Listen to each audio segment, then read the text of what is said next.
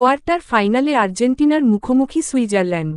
চলমান 2026 ফিফা বিশ্বকাপের শেষ 16 নাটকীয়তা শেষে কোয়ার্টার ফাইনালের হাইভোল্টেজ লাইনআপ চূড়ান্ত হয়েছে। সেই 60-এর এই মহালড়াইতে বর্তমান বিশ্বচ্যাম্পিয়ন আর্জেন্টিনার মুখোমুখি হতে যাচ্ছে ইউরোপের পরাশক্তি সুইজারল্যান্ড। আর্জেন্টিনার রোমাঞ্চকর জয়, রাউন্ড অব 16-এর ম্যাচে মিশরের বিপক্ষে এক অবিশ্বাস্য জয় তুলে নিয়েছে লিওনেল স্কালোনির শিষ্যরা। ম্যাচের শেষ 11 মিনিট বাকি থাকার সময়ও আর্জেন্টিনা 2-0 ব্যবধানে পিছিয়ে ছিল। তবে ক্রিস্টিয়ান রোমেরো, লিওনেল মেসি এবং ইনজুরি টাইমে এনজো ফার্নান্দেজের করা দুর্দান্ত গোলে 3-2 ব্যবধানের এক নাটকীয় জয় নিয়ে মাঠ ছাড়ে আলবিসেলেস্তেরা। অন্যদিকে কলম্বিয়ার বিপক্ষে 120 মিনিটের লড়াই গোলশূন্য ড্র হওয়ার পর ম্যাচ গড়ায় টাইব্রেকারে। সেখানে সুইজারল্যান্ডের গোলরক্ষক গ্রেগর কোবেল দুর্দান্ত একটি সেভ করেন এবং রুবেন ভার্গাসের জয়সূচক পেনাল্টি কিকে 4-3 ব্যবধানে জয় নিশ্চিত করে সুইসরা। এর মাধ্যমে 1954 সালের পর এই প্রথম বিশ্বকাপের কোয়ার্টার ফাইনালে জায়গা করে নিল সুইজারল্যান্ড। আর্জেন্টিনা বনাম সুইজারল্যান্ড, সময় 12 জুলাই, রবিবার সকাল 7টা, কানসাস সিটি স্টেডিয়াম, মিসৌরি, যুক্তরাষ্ট্র। iNews স্পোর্টস চ্যানেলটি সাবস্ক্রাইব করে বেল এক অবিশ্বাস্য রূপকথার জন্ম দিল বর্তমান বিশ্বচ্যাম্পিয়ন আর্জেন্টিনা। আটলান্টার মার্সিডিজ বেঞ্জ স্টেডিয়ামে 2-0 ব্যবধানে পিছিয়ে পড়েও শেষ মুহূর্তের নাটকীয়তায় মিশরকে 3-2 গোলে হারিয়ে কোয়ার্টার ফাইনাল নিশ্চিত করেছে লিওনেল স্কালোনির শিষ্যরা। ম্যাচের শুরু থেকেই আক্রমণ পাল্টা আক্রমণে খেলা জমে উঠলেও প্রথমার্ধে চালকের আসনে বসে মিশর। ম্যাচের 15 মিনিটেই ইয়াসের ইব্রাহিমের দুর্দান্ত হেডারে এগিয়ে যায় ফারাওরা। এর কিছুক্ষণ পরই পেনাল্টি থেকে গোল করতে ব্যর্থ হন আর্জেন্টাইন অধিনায়ক লিওনেল মেসি। তার শট আটকে দেন মিশরের গোলরক্ষক মোস্তফা শোবেইব। প্রথমার্ধে আর কোনো গোল না হওয়ায় 1-0 ব্যবধানে বিরতিতে যায় দুই দল। দ্বিতীয়ার্ধে ম্যাচের 67 মিনিটে মোস্তফা জিকোর চোখধাঁধানো কাউন্টার অ্যাটাক গোলে ব্যবধান দ্বিগুণ 2-0 করে মিশরকে ঐতিহাসিক জয়ের স্বপ্ন দেখাতে শুরু করে। স্টেডিয়াম জুড়ে তখন শুধুই মিশরীয় সমর্থকদের উল্লাস।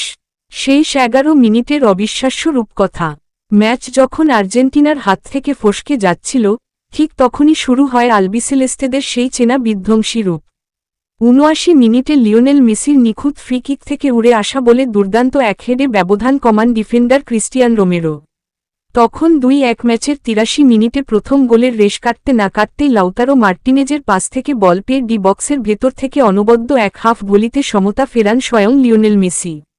এটি চলতি বিশ্বকাপে মেসির 8ম গোল। ম্যাচের অতিরিক্ত সময়ের দ্বিতীয় মিনিটে ডান প্রান্ত থেকে লাউতারো মার্টিনেজের নিখুঁত ক্রসে উড়ে এসে বুলেট গতির হেডে মিশরের জাল কাঁপিয়ে দেন চেলসি তারকা এনজো ফার্নান্দেজ। পুরো স্টেডিয়াম তখন উল্লাসে ফেটে পড়ে। খেলা শেষে পেনাল্টি ও ভিএআর সিদ্ধান্ত নিয়ে মিশরীয় শিবিরের ক্ষোভ দেখা গেছে। মোহামেদ সালাহকে ডি বক্সে ফাউল করা হলেও রেফারি পেনাল্টির আবেদন নাকচ করে দেন এবং তার ঠিক পরপরই পাল্টা আক্রমণে আর্জেন্টিনা জয়সূচক গোলটি পায়। এই রোমাঞ্চকর জয়ের পর কোয়ার্টার ফাইনালে আর্জেন্টিনার মুখোমুখি হবে সুইজারল্যান্ড অথবা কলম্বিয়া। iNews স্পোর্টস চ্যানেলটি সাবস্ক্রাইব করে বেল আইকনটি অন। হাইভোল্টেজ ম্যাচে পর্তুগালকে 1-0 গোলে হারিয়ে কোয়ার্টার ফাইনাল নিশ্চিত করেছে স্পেন।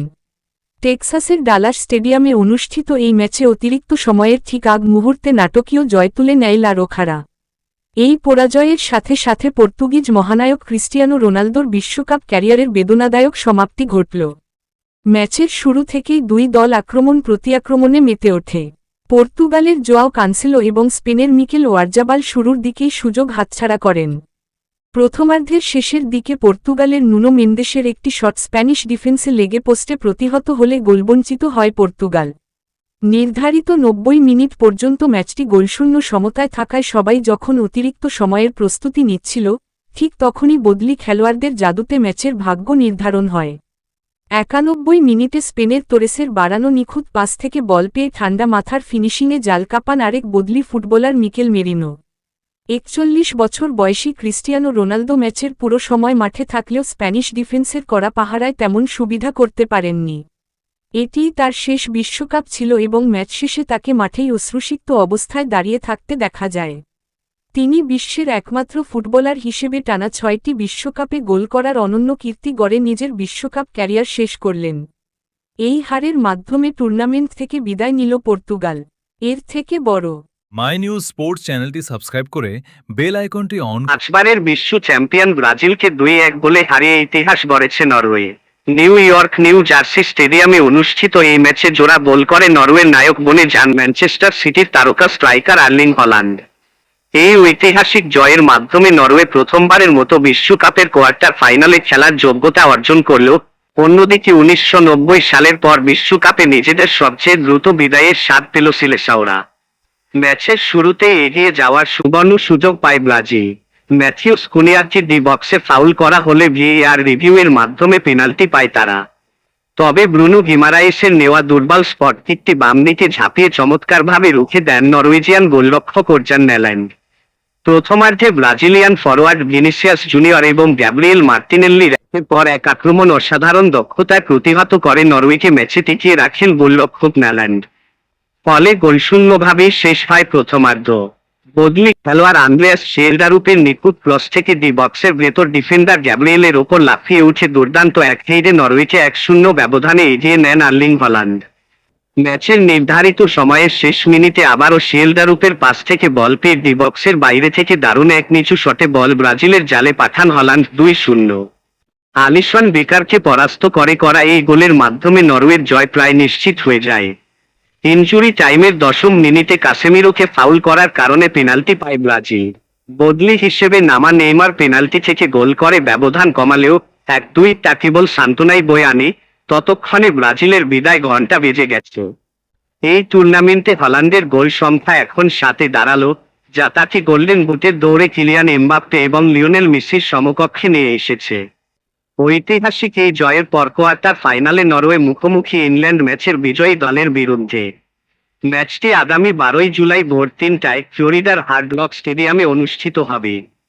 আই নিউজ স্পোর্টস চ্যানেলটি সাবস্ক্রাইব করে বেল আইকনটি অন করে দিন। লাইক, কমেন্ট, শেয়ার করে পাশে থাকুন।